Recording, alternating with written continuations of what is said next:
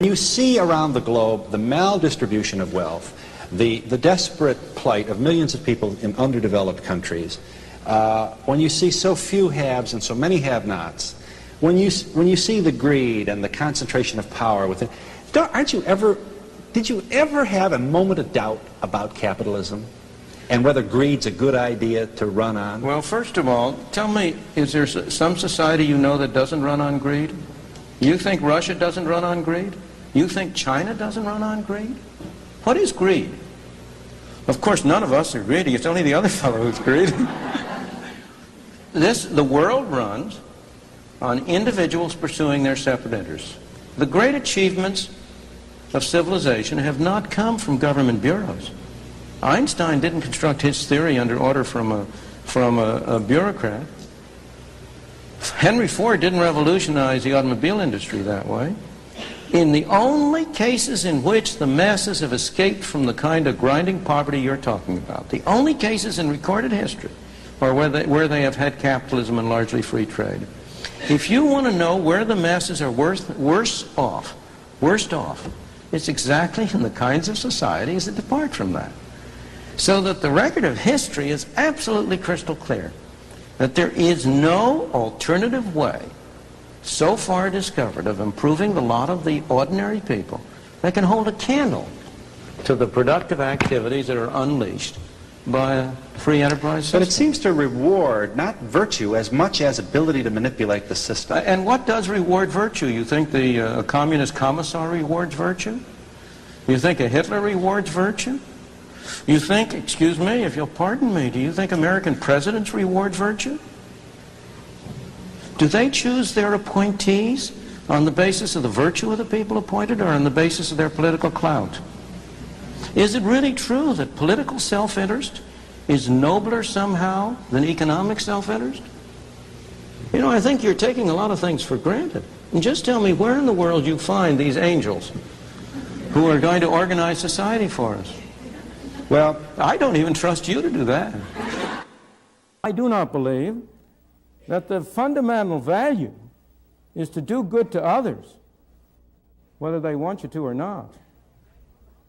The fundamental value is not to do good to others as you see they're good.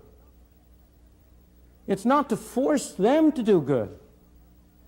As I see it, the fundamental value in relations among people is to respect the dignity and the individuality of fellow men.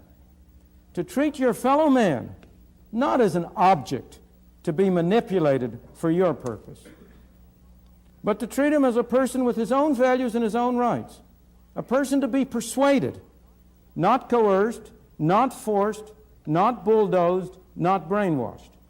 That seems to me to be a fundamental value in social relations.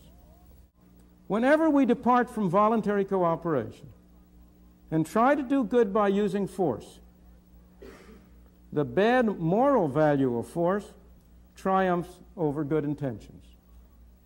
And you realize this is highly relevant to what I am saying, because the essential notion of a capitalist society, which I'll come back to, is voluntary cooperation, voluntary exchange. The essential notion of a socialist society is fundamentally force.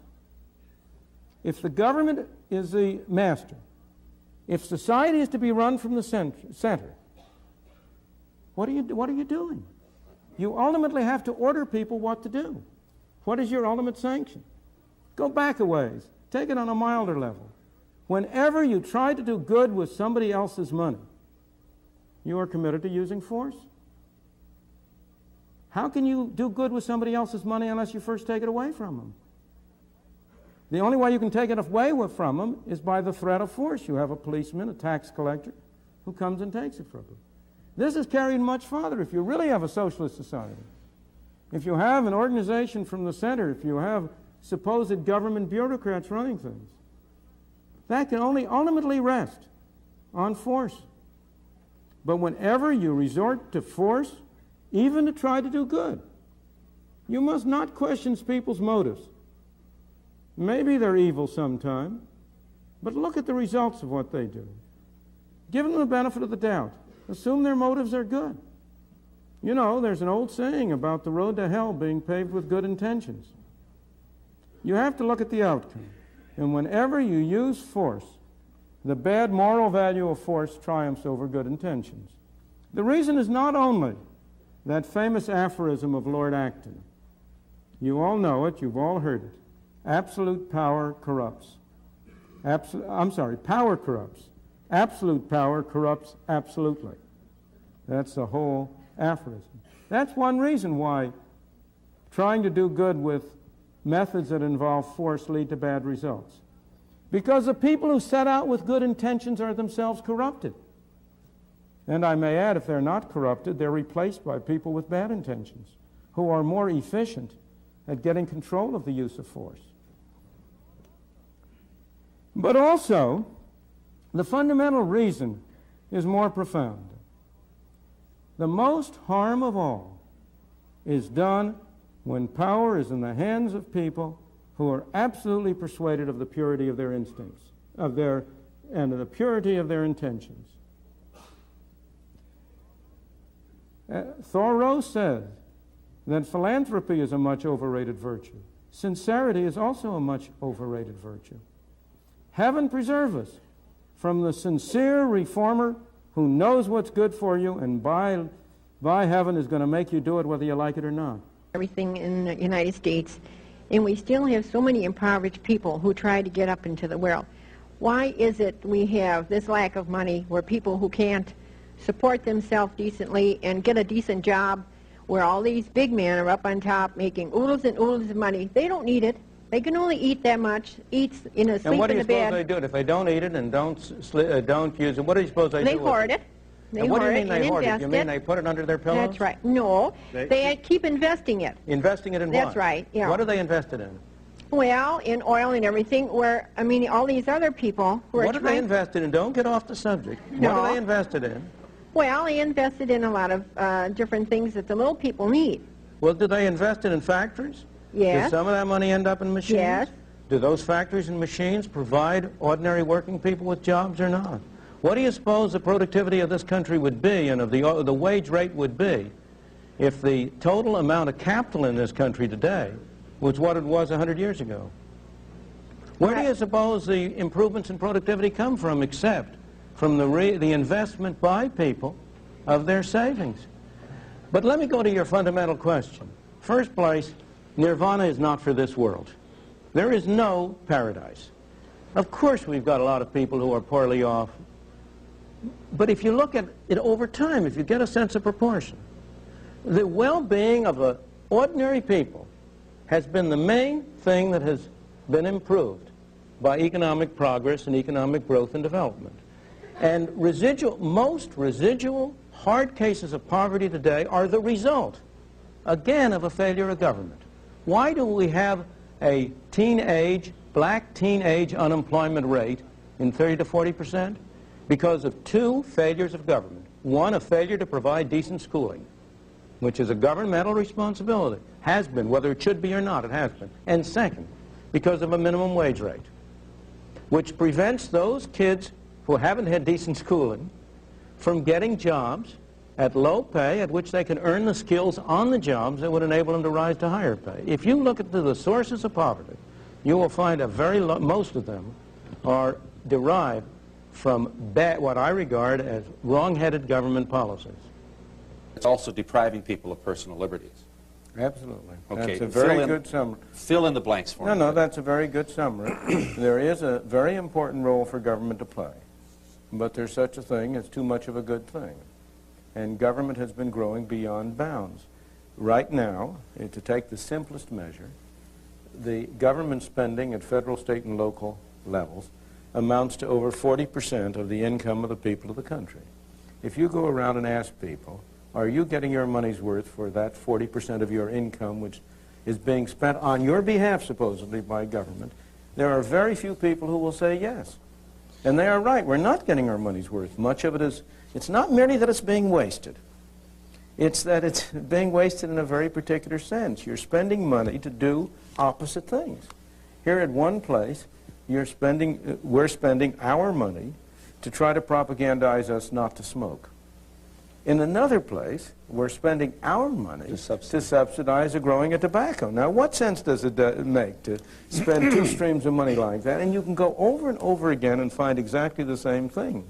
The government is too big, it's too intrusive, it restricts what we can do, it's becoming our master instead of our servant, and we've got to react against it and cut it down to size. Even if the free market system equitably works and everyone progresses an equal amount, that person who started out with a lesser share of the capital is still going to end up with a lesser share of the capital. That's right. And there's nothing in the free market system that's going to enable him to make up for what was a purely arbitrary deficit in the first place. And given that the kind of people who become successful capitalists do not become that way by giving away their wealth voluntarily, isn't it necessary to forcibly redistribute wealth before you can begin to operate under a capitalist system? No, it is not. The only way in which you can redistribute effectively the wealth is by destroying the incentives to have wealth. And the question is, what is the way, what is the system which will offer those people who are so unlucky as to be born without good positions, what is the system which will offer them the greatest opportunity? Well, one possible way of redistributing the wealth without affecting the incentives to earn as much income as possible is simply to have a 100% inheritance tax. But Since that won't affect the incentives, it's only after the person's dead anyway. I beg your pardon. I'm afraid, I don't know the family you come from. I don't, but as you grow up, you will discover that this is really a family society and not an individual society. We tend to talk about an individualist society, but it really isn't. It's a family society.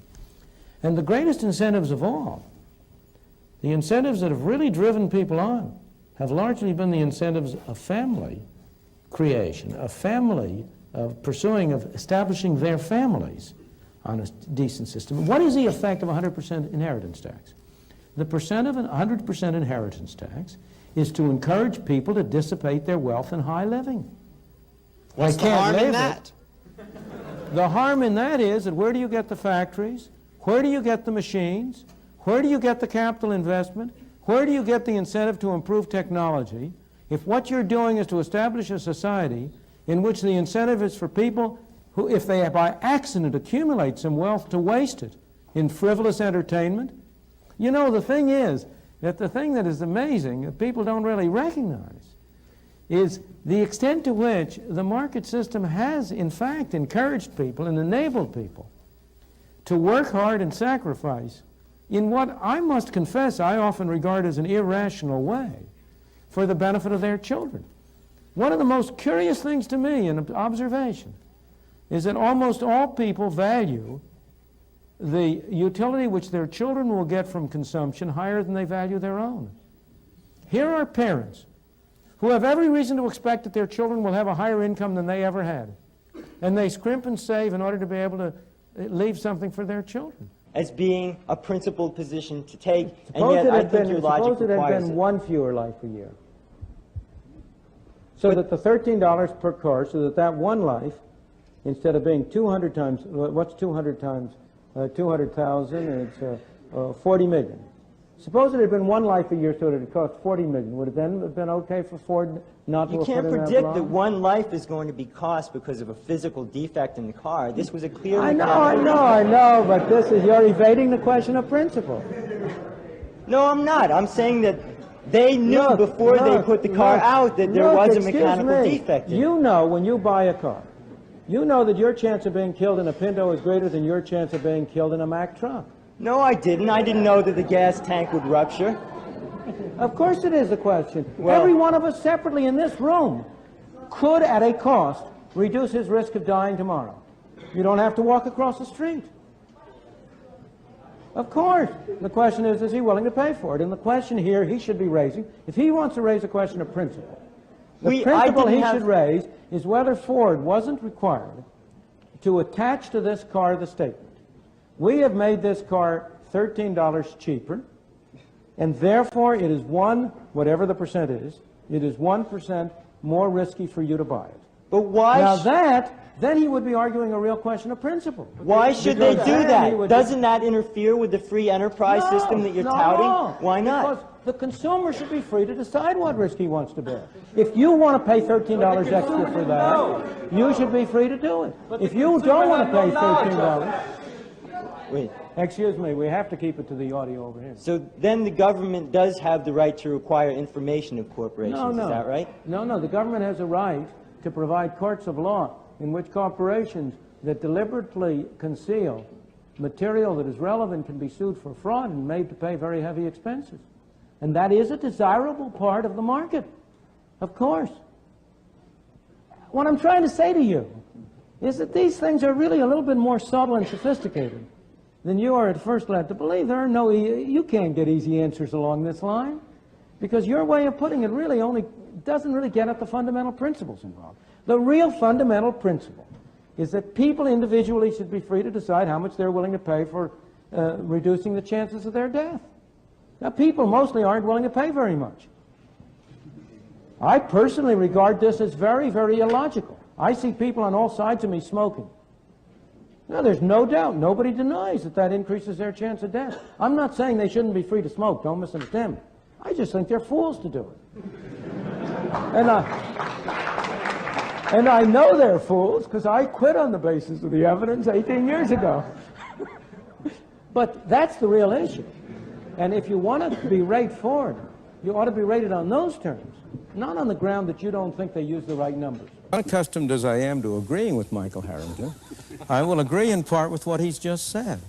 I do not believe it's proper to put the situation in terms of industrialists versus government. On the contrary, one of the reasons why I am in favor of less government is because when you have more government, industrialists take it over.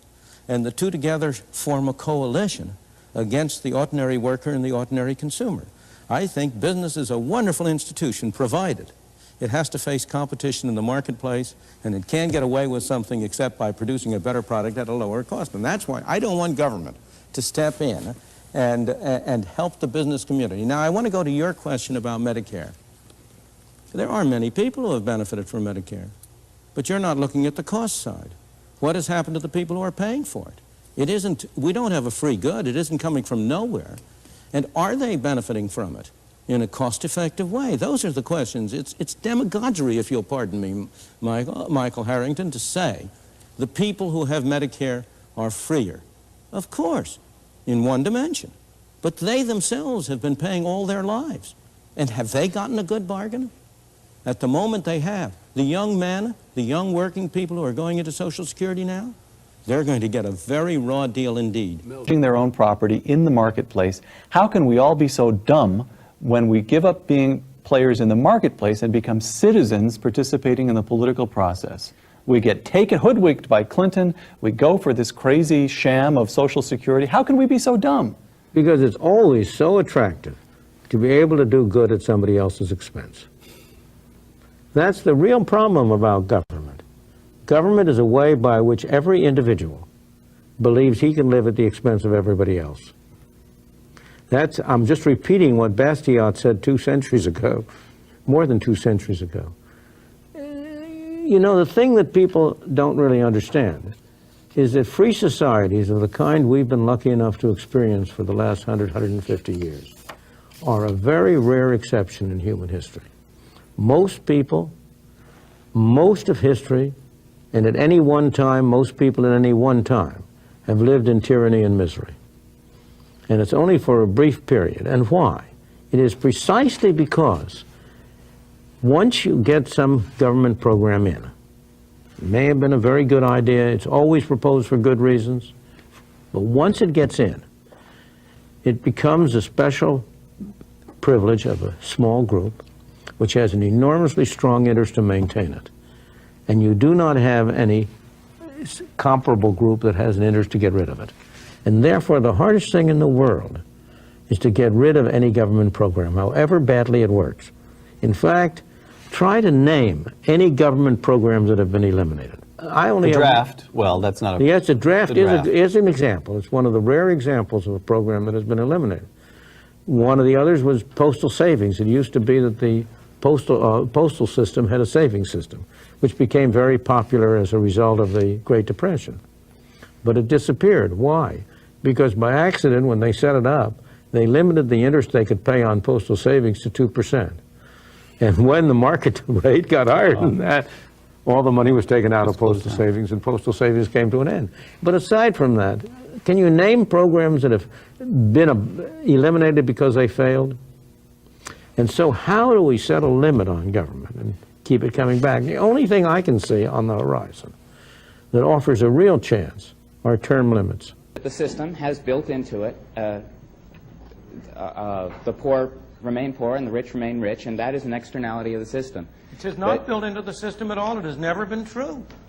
It's simply a false. If you look at the evidence, there is an enormous amount of mobility from one class to the other. In fact, there used to be a saying, 3 generations from shirt sleeves to shirt sleeves, which reflected exactly the opposite effect. So it simply is not built into the system. On the contrary, there's a great deal of mobility within generations and between generations, and we shouldn't argue on the basis of false factual premises. That mobility, well, let me continue because I'm not sure it really has an effect on the question.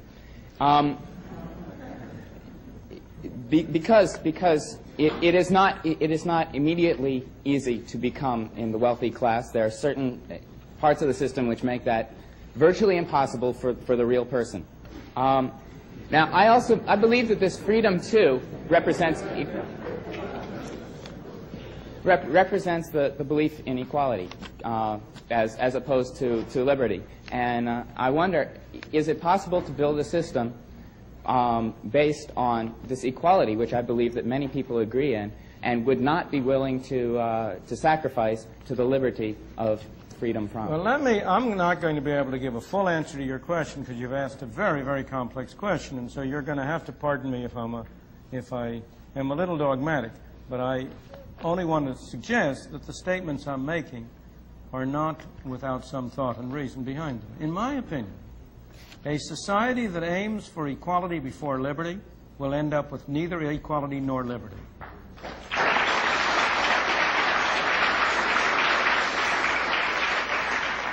And a society that aims first for liberty will not end up with equality, but it will end up with a closer approach to equality than any other kind of system that has ever been developed. Now, that conclusion is based both on evidence from history, across history, and also, I believe, on reasoning which, if you try to follow through the implications of aiming first at equality, will become clear to you. You can only aim at equality by giving some people the right to take things from others. And what ultimately happens when you aim at equality is that A and B decide what C shall do for D. Except that they take a little bit of a commission off on the way. By a kind of a paradox. Suppose you go around and ask people. The United States, as you know, before 1914 had completely free immigration. Anybody could get on a boat and come to these shores, and if he landed on Ellis Island, he was an immigrant.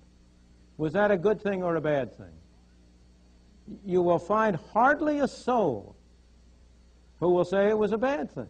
Almost everybody will say it was a good thing. But then I suppose I say to the same people, but now what about today? Do you think we should have free immigration? Oh, no, they'll say, we couldn't possibly have free immigration today. Why, that would flood us with immigrants from India and God knows where. We'd be driven down to a bare subsistence level. What's the difference? How can people be so inconsistent? Why is it that free immigration was a good thing before 1914 and free immigration is a bad thing today? Well, there's a sense in which that answer is right.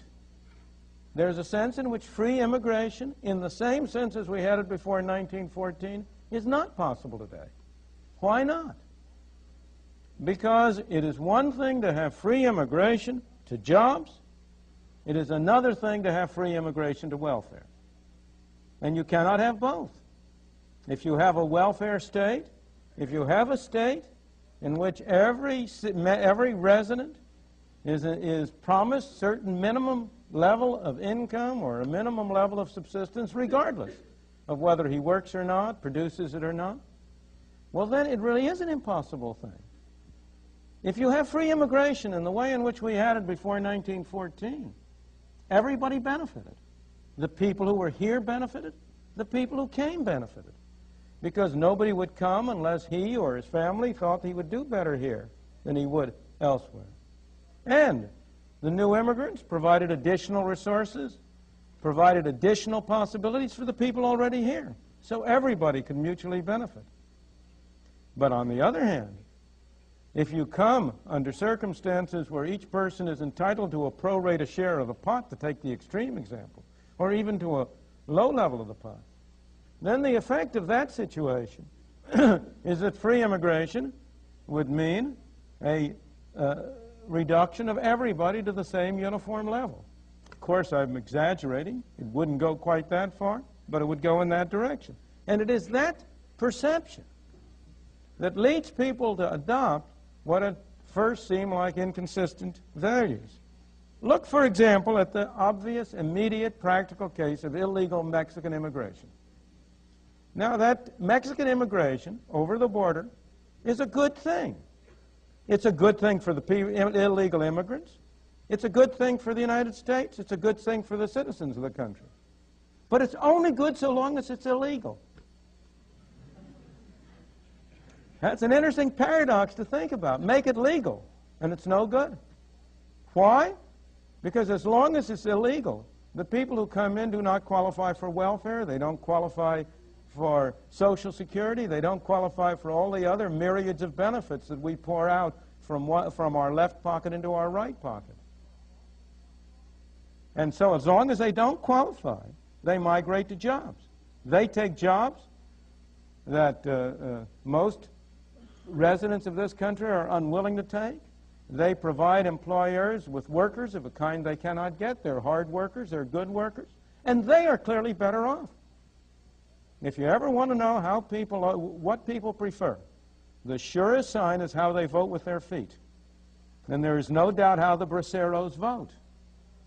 They vote to cross the border with their feet, on their feet, or in any other way they can, by the thousands and perhaps millions, for all I know.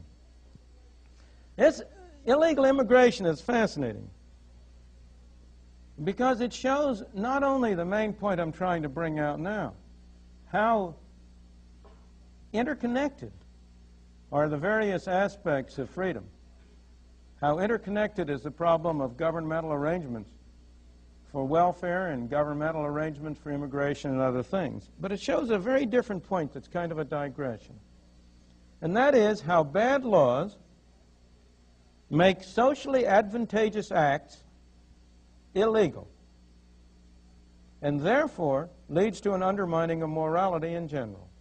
And that if Milton Friedman had his way, it would be turned over to the market and buried under skyscrapers and parking lots within 18 months or however long it takes Donald Trump to put the structures up. It doesn't take a governmental agency to maintain the theaters in New York. It doesn't take a government agency to maintain the museums, the art museums in New York. The Museum of Modern Art is not a government museum. It's a private. It happens to be there are two kinds. There are private for-profit enterprises. There are not-for-profit enterprises, like the museum, like the Opera House, and so on. Right. In the same way, if Central Park were not owned by the government, it never would have become the filthy place it became. You forget what happened to Central Park.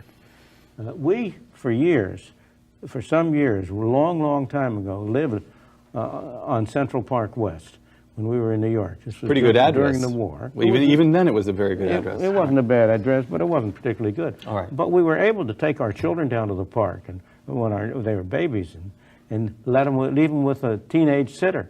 And nobody was worried about safety. But in more recent years, until the very recent years, Central Park came to be a place where you wouldn't dare to do that. It wasn't safe. That was because it was a government park. The central principle is that nobody takes care of somebody else's property as well as he takes care of his own.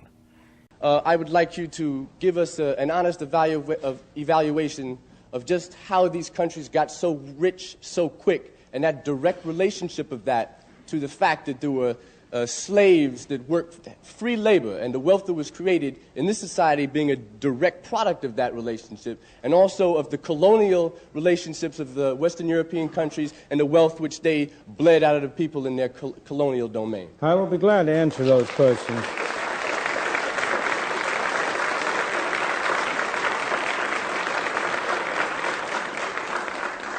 First of all, there's a sense in which every country in the world is capitalist. Soviet Union is capitalist. Every country in the world has large capital under control. And the real question is, of course, the organization whereby the capital is controlled. In the Soviet Union, it is controlled by the state or by officials of the state. In the second place, I have been talking for an hour. I would like to talk to you for 10 hours. In a full discussion, I would certainly agree with you that capitalism is not a sufficient condition for freedom. It's a necessary condition for freedom. I never said that wherever you had capitalism, you had freedom. I never said that. I never made that statement. I made the opposite statement. Wherever you had freedom, you had capitalism. Capitalism is a necessary condition for freedom, but not a sufficient condition for freedom.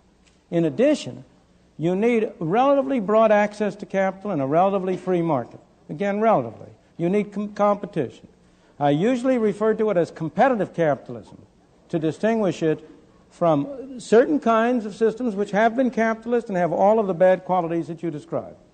In the second place, because I don't want to take too much time, to go to your final points. In the second place, it simply is not true that the enormous increase in the well-being of the free countries of the West arose out of slavery. Slavery was a blot on our scutcheon, there is no question. And of course, it was a disgrace to this country to have had slavery as long as it did. But if you take Britain, which did not have slavery, I'm going to go to the colonies. That's the next point. I'm trying to take one point at a time. The gentleman made two separate points. One had to do with slavery, and one had to do with colonies. Britain did not have slaves. Japan did not have slaves in the 100 years since the Meiji Restoration. Hong Kong today does not have slaves. And you ask yourself, if you want to know how people feel, ordinary people feel, about different systems, you ask how they vote with their feet. And you ask whether it's Hong Kong that has to put up police to keep people from Hong Kong going into China, or it's China that has to put up police to keep people from China going into Hong Kong. So look at the way people vote with their feet before you judge which society gives them better conditions. But in any event,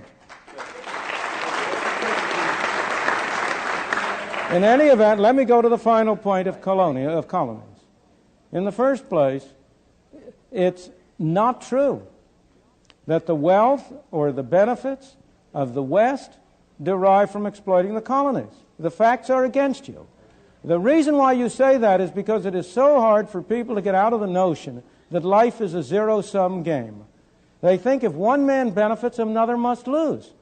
But in a free market, both people can benefit.